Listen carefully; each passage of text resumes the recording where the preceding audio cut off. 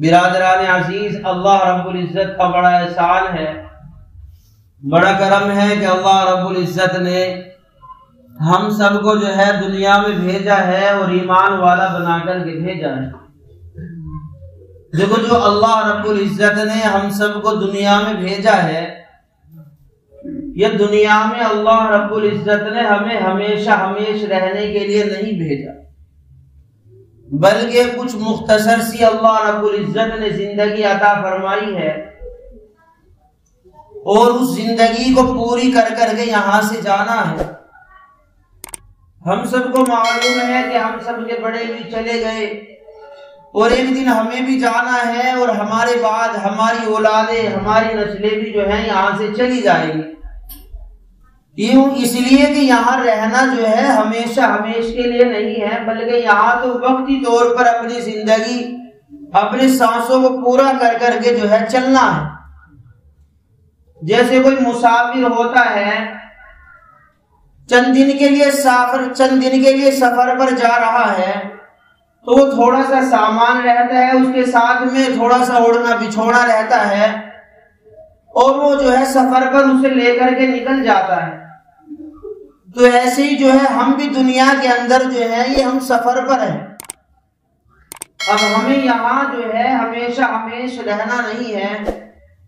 بلکہ اللہ رب العزت نے ہمیشہ رہنے کی جگہ، ہمیشہ رہنے کا ٹھکانہ جو ہے وہ جنت بنایا ہے،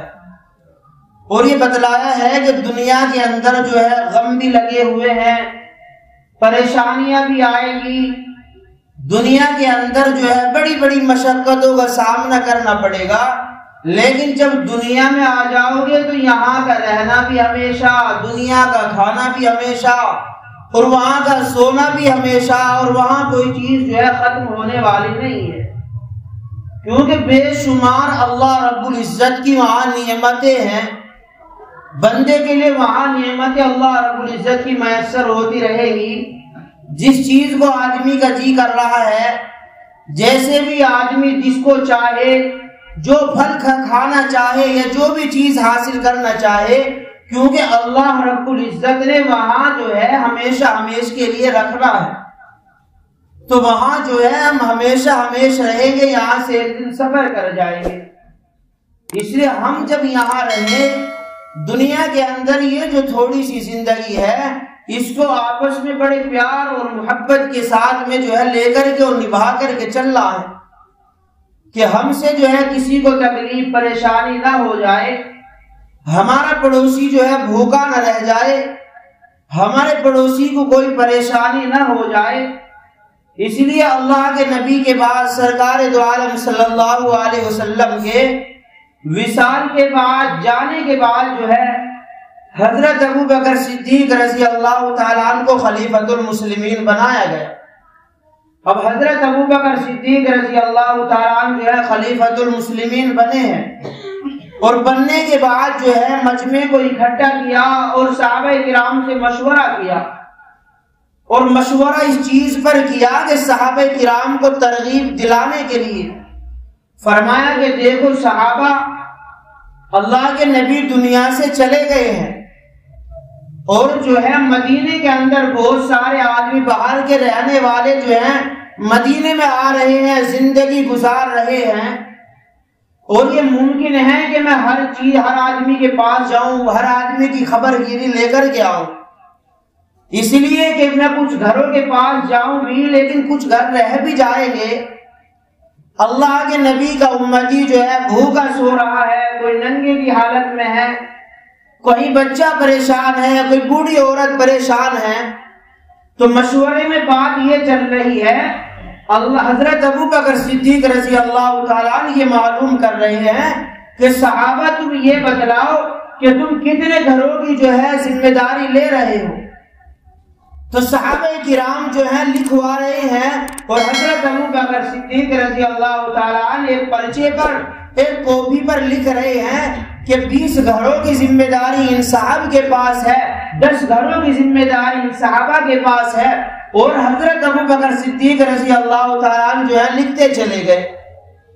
اب کیا ہوگا کہ سارے کے سارے صحابہ جو ہیں اپنے وقت پر اور ان گھر والوں سے جا کر کے ملاقات کریں گے، اور ملاقات اس چیز سے کریں گے کہ کہیں کوئی پریشان تو نہیں ہے، کوئی محتاج تو نہیں ہے، کسی کو کوئی دقت پریشانی ہو تو اس کی دقت اور پریشانی کو سنا جائے گا اور اس کا پورا کیا جائے گا۔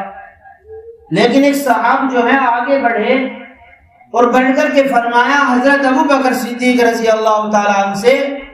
کہ ابو بکر صدیق یہ دیکھ لیجیے کہ میرے محلے میں ایک عورت رہتی ہے، اور وہ عورت جو ہے بڑی جو ہے لاچار ہے اور بڑی کمزور ہے، اور یہ بتلا دیا گیا ہے کہ آنکھوں سے نابینا ہے، دیکھ نہیں سکتی ہے۔ حضرت ابو بکر صدیق رضی اللہ تعالیٰ نے پرچے پر نام جو ہے وہ زد کر لیا، پرچے پر نام لکھ لیا ہے۔ لیکن یہ بات ہوئی کہ پرچہ جب بعد میں دیکھا گیا ہے تو کوئی صاحب یا کوئی آدمی جو ہے اس عورت کے گھر کے لیے جو ہے کسی کا نام نہیں آیا ہے، بالاتفاق کسی کا نام بھولے سے رہ گیا ہو، لیکن پرچے کے سامنے اس اماں کے جو ہے نام کے سامنے کسی آدمی کا یا کسی صحابی کا نام نہیں آیا کہ فلاں آدمی جا کر کے ان کا کام کر کر کے آئے گا یا فلاں آدمی جا کر کے خیر خبر لے کر کے آئے گا۔ اب حضرت عمر رضی اللہ تعالیٰ عنہ نے جب یہ دیکھا اور پرچے پر نظر پڑی تو یہ دیکھا کہ اچھا ایک عورت ہے اور اس کے سامنے جو ہے کسی کی خدمت، اس کے گھر کی خدمت کسی کو لگایا نہیں گیا ہے اور یہ رہ گئی ہے، اور یہ فرمایا کہ میں جو ہوں ان کے گھر جایا کروں گا اور اماں کی جو ہے خدمت کر کے آیا کروں گا، اور یہ شرف جو ہے مجھے حاصل ہوا ہے، اور میں حضرت ابو بکر صدیق رضی اللہ تعالیٰ عنہ سے جو ہے نیکیوں میں زیادہ بڑھ جاؤں گا، اس لیے کہ حضرت ابو بکر صدیق رضی اللہ تعالیٰ عنہ تو خلیفۃ المسلمین ہے، لیکن میں ان کے گھر میں جا کر کے خیر خبر لا کر کے جو ہوں میں جو ہوں حضرت ابو بکر صدیق رضی اللہ تعالیٰ عنہ سے آگے بڑھ جاؤں گا۔ لیکن دیکھیے کہ کل جو ہے فجر کی نماز پڑھی، فجر کی نماز کے بعد جو ہے اشراق کی نماز پڑھی، اشراق کے بعد جو ہے صحابہ کرام کا جو ہے مشورہ ہوا، اور مشورہ ہونے کے بعد حضرت عمر فاروق رضی اللہ تعالیٰ عنہ کے ذہن میں بات ہے کہ فلاں عورت کے گھر جانا ہے اور کسی آدمی کی ذمہ داری وہاں جانے کی نہیں ہے، اور میں اس کا کام کر کر کے آ جاتا ہوں۔ اب حضرت عمر فاروق رضی اللہ تعالیٰ عنہ نے حضرت ابو بکر صدیق رضی اللہ تعالیٰ عنہ سے اجازت چاہی کہ مجھے کوئی تقاضا ہے۔ حضرت عمر فاروق رضی اللہ تعالیٰ عنہ اجازت لے کر کے جو ہے چلے گئے ہیں، اور جانے کے بعد جو ہے اس اماں کے دروازے پر آواز لگائی، فرمایا کہ اماں جان، خالہ جان،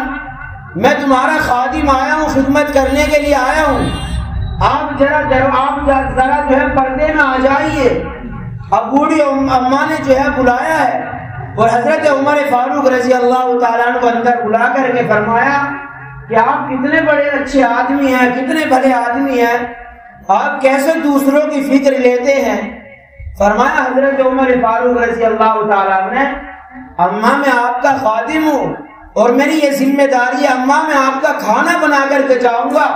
اور آپ کو کھانا کھلا کر کے جاؤں گا۔ فرمایا اماں میرے پہ برتن دھونے بھی آتے ہیں، میں برتن آپ کے دھو کر کے بھی جاؤں گا۔ فرمایا بوڑھی اماں آپ کے مشکیزے میں پانی بھر کر کے بھی جاؤں گا۔ لیکن اماں جو ہے دعا دے رہی ہے، اور فرمایا کہ بیٹے تو بڑا اچھا آدمی ہے اور تیرا بہت شکر ہے، اللہ کا بڑا احسان ہے، تو میری خدمت کے لیے آیا ہے، لیکن بیٹے ذرا سی بات یہ ہے کہ دیکھ لے میرا کھانا بنا ہوا رکھا ہے اور مجھے کھانا کھلا کر کے چلا گیا ہے، میرا پانی بھرا ہوا رکھا ہے، اور میرے گھر کے اندر جھاڑو لگا کر کے ایک شخص آئے تھے اور وہ چلے گئے۔ اب حضرت عمر فاروق رضی اللہ تعالیٰ عنہ گھر سے واپس ہوئے اور یہ سوچنے لگے کہ اس گھر کی تو ذمہ داری کسی آدمی کو نہیں ملی، کسی صاحب نے اس گھر کی ذمہ داری نہیں لی ہے۔ حضرت عمر فاروق رضی اللہ تعالیٰ نے سوچا کہ کاش میں جو ہوں دیری سے گیا ہوں، کل جو ہوں میں فجر کی نماز کے فوراً بعد چلا جاؤں گا۔ جب اگلا دن آیا تو حضرت عمر فاروق رضی اللہ تعالیٰ نے فجر کی نماز پڑھ کر کے اشراق کی نماز سے پہلے جو ہے اماں کے گھر چلے گئے، اور جانے کے بعد بتلایا کہ اماں تمہارا خادم ہوں، تمہاری خدمت کرنے کے لیے آیا ہوں۔ لیکن اماں نے فرمایا کہ بیٹا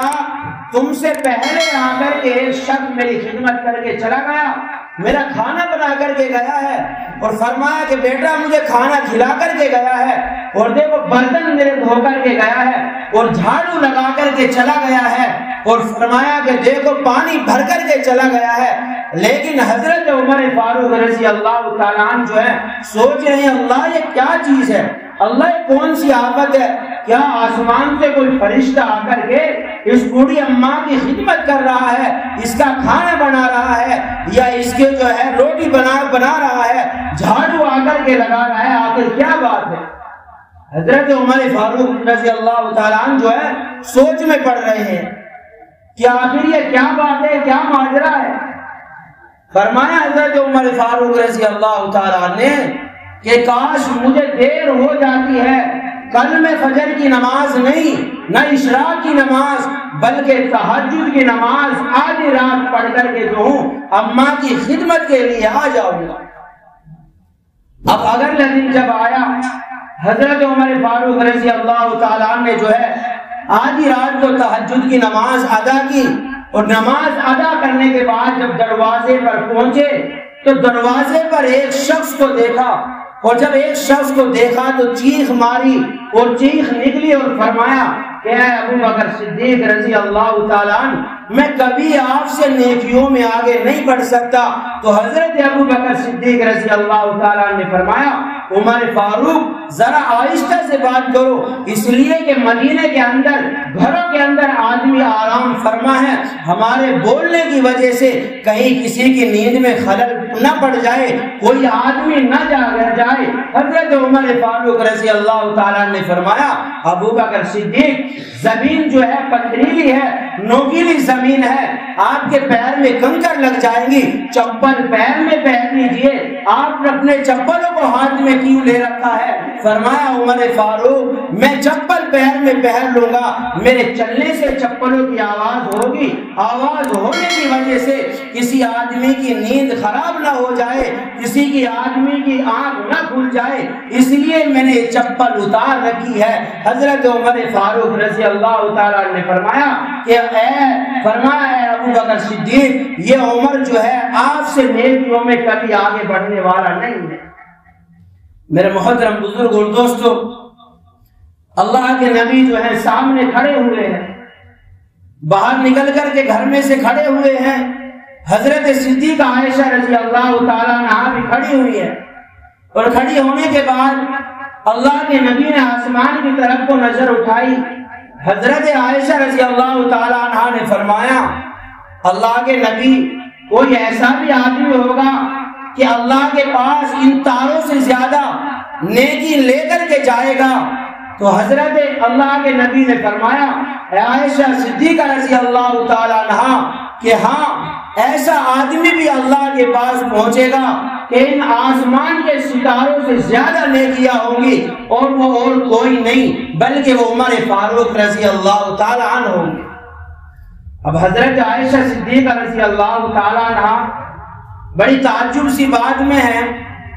کہ میرے ابا جی حضرت ابو بکر صدیق رضی اللہ تعالیٰ عنہ، اللہ کے نبی نے نام نہیں لیا، حضرت عائشہ صدیقہ رضی اللہ تعالیٰ عنہ نے فرمایا اللہ کے نبی مجھے بتلا دیجئے۔ فرمایا اللہ کے نبی نے عائشہ حضرت عمر فاروق رضی اللہ تعالیٰ عنہ کی نیکیاں اتنی ہوں گی کہ آسمان کے ستاروں سے زیادہ حضرت عمر فاروق کی نیکیاں ہوں گی، زمین کے سمندر کے قطروں سے زیادہ، زمین کے ذرات سے زیادہ، درخت کے پتوں سے زیادہ حضرت عمر فاروق رضی اللہ تعالیٰ عنہ کی نیکیاں ہوں گی۔ لیکن فرمایا حضرت عائشہ صدیقہ رضی اللہ تعالیٰ عنہ نے اللہ کے نبی میرے ابا جی کی تو بتلا دیجئے۔ فرمایا کہ حضرت عمر فاروق رضی اللہ تعالیٰ عنہ کی پوری زندگی کی نیکیاں ایک طرف، اور تمہارے ابا جی کی حضرت ابو بکر صدیق رضی اللہ تعالیٰ عنہ کی 3 راتیں ایک طرف ہیں۔ 3 راتوں کی فضیلت اتنی ہے کہ حضرت عمر فاروق رضی اللہ تعالیٰ عنہ سے آگے بڑھ گئے۔ میرے محترم بزرگ و دوستو، یہ اسلام ہے۔ ہمیں اچھائی کے ساتھ رہنا ہے، ہمیں اخلاق اچھے دکھانے ہیں۔ نماز پڑھنے والے کم نہیں ہوئے، نماز پڑھنے والے زیادہ ہیں، اللہ اللہ پکارنے والے زیادہ ہیں، جماعت میں جانے والے زیادہ ہیں، لیکن اگر گراوٹ آئی ہے تو اخلاق میں گراوٹ آئی ہے۔ ہمارے اخلاق ہمارے انبیاء علیہ السلام کے طریقے پر نہیں ہے۔ حضرت مولانا حسین احمد مدنی رحمت اللہ علیہ، ہم تو اگر ریل کا ٹرین کا سفر کریں تو جب آپ سامنے سے جو ہے اسٹیشن نظر آ جائے تو سیٹ پر جو ہے اپنا سامان بیگ رکھ لیتے ہیں تاکہ کوئی آدمی جو ہے ہمارے برابر میں نہ بیٹھ جائے، اور جو ہے اگر کوئی آدمی جان پہچان کا آ گیا تو اپنے برابر میں بٹھا لیا۔ لیکن حضرت مولانا حسین احمد مدنی رحمت اللہ علیہ کیسی شخصیت ہے کہ ٹرین کا سفر کر رہے ہیں، لیکن ایک سکھ آدمی کو دیکھا کہ وہ باتھ روم سے آ کر کے بڑبڑا رہا ہے، بڑا پریشان ہے۔ حضرت مولانا حسین احمد مدنی رحمت اللہ علیہ کے کان میں جب ان کی آواز آئی کہ بتاؤ کیسے آدمی ہے، ٹرین کی باتھ روم جو ہے صحیح نہیں ہے، حضرت مولانا حسین احمد مدنی رحمت اللہ علیہ جو ہے باتھ روم میں گئے اور جا کر کے ریل کی باتھ روم کو صاف کر رہے ہیں، اور صاف کرنے کے بعد اس سکھ سے آ کر کے بتایا کہ آپ بڑے پریشان نہ ہو، آپ چلے جاؤ دیکھ لو کسی نے صاف کر دی ہوگی۔ یہ ہمارا اسلام ہے، یہ اسلام ہمیں یہ سکھاتا ہے راستے میں کوئی چیز تکلیف دینے والی چیز نہ پھینکی جائے، راستے میں کسی کو تکلیف پریشانی نہ ہو جائے۔ اس لیے ہم خاص طور سے ایسی زندگی گزار کر کے جائیں جس سے اللہ بھی خوش ہو اور جو ہے روح نکالنے والا فرشتہ بھی خوش ہو اور اللہ کا نبی بھی خوش ہو۔ ایسی زندگی گزار کے نہ جاؤ کہ جہاں فرشتے بھی روح نکالنے والے ناراض ہیں، قبر کے اندر والے بھی فرشتے ناراض ہیں، اللہ بھی ناراض، اللہ کے نبی بھی ناراض ہیں۔ اسی لیے دنیا کے اندر ایسی زندگی گزار کے جاؤ، پانچوں وقت کی نماز پابندی کے ساتھ پڑھ کر کے جاؤ اور اچھے اخلاق بنا کر کے جاؤ۔ اللہ ہم سب کو عمل کی توفیق عطا فرمائے۔ وآخر دعوانا ان الحمد للہ رب العالمین۔